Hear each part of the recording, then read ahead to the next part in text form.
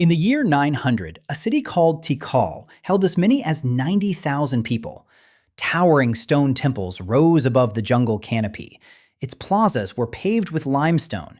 Its granaries were full.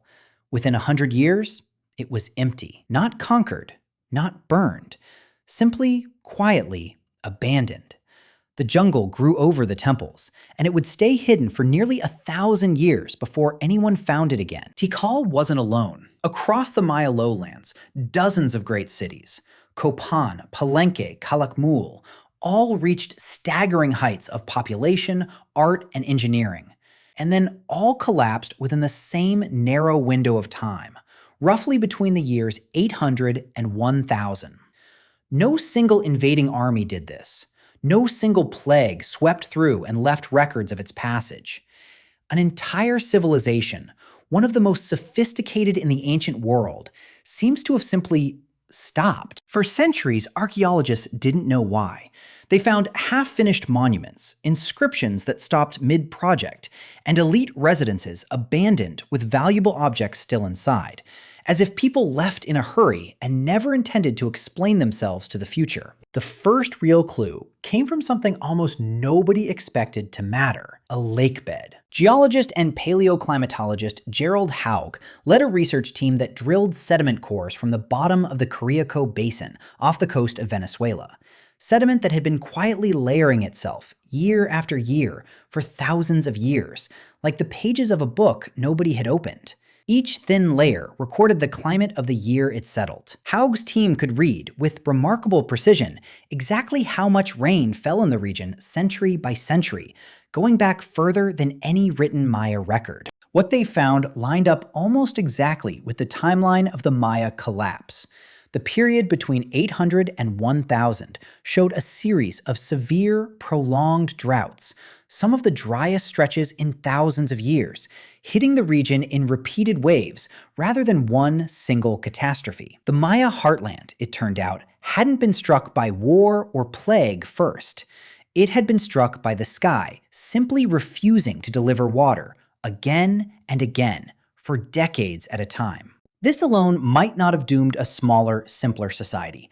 But archaeologist Richardson Gill, studying the same period from a different angle, pointed to something crueler hiding underneath the drought data. The Maya cities had grown so large, so successful, that their success became the trap. Population had climbed for centuries. Forests had been cleared for farmland to feed the growing cities. And the very reservoirs and canal systems that had made those cities possible depended entirely on regular rainfall to stay full. A civilization operating at the outer edge of its environment's capacity has very little room left to absorb a shock. When the droughts came, there was no buffer left. The margin for error had been engineered away by the civilization's own success. Here's where the story gets stranger, and where later researchers, including archaeologist Arthur Demarest, working extensively across the southern lowlands, found something the climate data alone couldn't explain. The collapse wasn't uniform. Some cities fell fast and violently, their final monuments smashed, their palaces burned.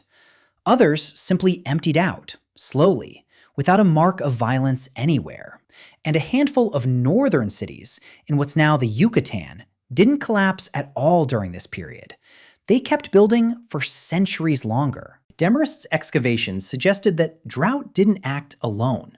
It acted as a stressor on political systems that were already fracturing. Maya city-states weren't one unified empire. They were dozens of independent kingdoms, often at war with each other over resources, prestige, and, increasingly, over water and farmland that was becoming scarcer every decade. As the drought tightened its grip, some kings apparently responded by squeezing their populations harder, demanding war labor and tribute to fund increasingly desperate monument-building projects, perhaps hoping to secure their legitimacy through impressive architecture at the exact moment their actual authority was crumbling. In several southern cities, archaeological evidence shows spikes in warfare and fortification building in the final decades before collapse.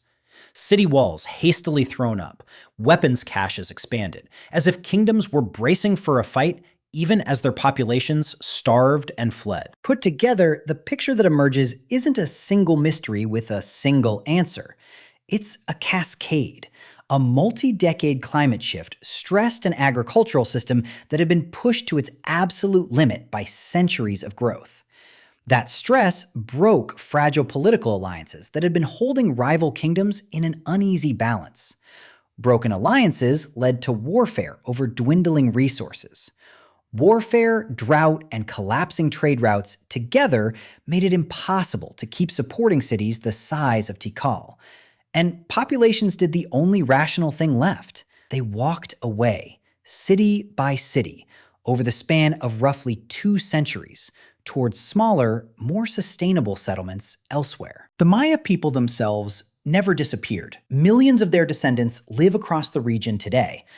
What vanished wasn't a people. It was a particular way of organizing enormous cities in a landscape that had, quietly and gradually, stopped being able to support them. Tikal sat hidden under jungle growth for so long that when explorers finally rediscovered its ruins in the 1800s, they assumed, at first, that no civilization capable of building it could possibly have existed in the Americas before European contact. They were wrong. It had existed, thrived, and then, city by city, made the same choice that failing systems sometimes force onto the people living inside them. Not collapse in a single dramatic moment, but a slow, rational retreat from a bet that had simply stopped paying off.